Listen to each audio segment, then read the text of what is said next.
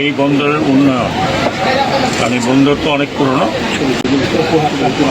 ভৈরব অনেক পুরনো একটা নদী বন্দর, এবং এটাকে কীভাবে আন্তর্জাতিকভাবে স্ট্যান্ডার্ডটা তৈরি করা যায় যাতে এটা আন্তর্জাতিক নৌবন্দরে পরিণত হয়। এটার জন্য ওয়ার্ল্ড ব্যাংকের বা বিশ্ব ব্যাংকের কতগুলো প্রজেক্ট ছিল, যার মধ্যে এটা একটা।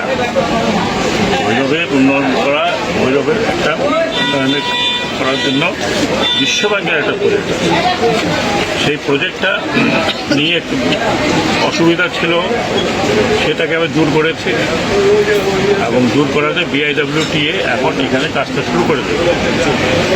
অল্প সময়ের মধ্যেই কাজটা শুরু হবে। সেই কাজ এখানে যেটা হবে, সেখানে 3টা পন্টুন হবে। একটা হবে লঞ্চ ঘাটের জন্য, একটা মালামাল নেওয়ানোর জন্য, একটা হবে যারা স্পিড বোটে ব্যবসা করছেন তাদের জন্য। প্রপার ঘাট হবে, এইরকম ভাঙাচোরা পড়ে যায়, অর্ধেক পড়ে না, যাতে দিন রাতে ব্যবহার হয়। কনভেয়ার বেল্টের সাথে মালামালগুলো উপরে আসবে, এখান থেকে ট্রাক। এটা হচ্ছে পরিকল্পনা মোটামুটি। এই পরিকল্পনাটা বেশ কিছুদিন থেকে ঘুরছিল।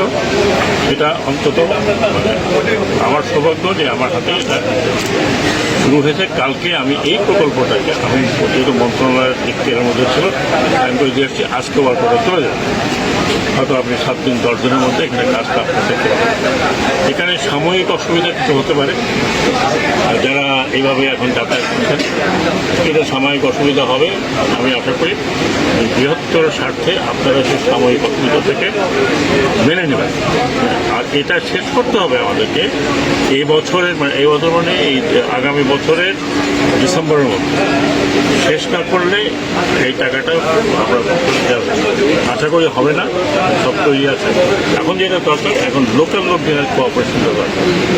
আপনাদের বুঝতে হবে যে এখানে অনেকে মনে করছেন যে এইখানে যদি এই দোকানগুলো ভাঙা পড়ে, এই দোকানগুলো যাদের অরিজিনাল কাগজপত্র আছে, আমি বলে যাচ্ছি এখানে ইউনো মহোদয় আছেন, উনি নতুন আসছেন মাত্র, আশা করি পুরো প্রজেক্টের সময় থাকবেন।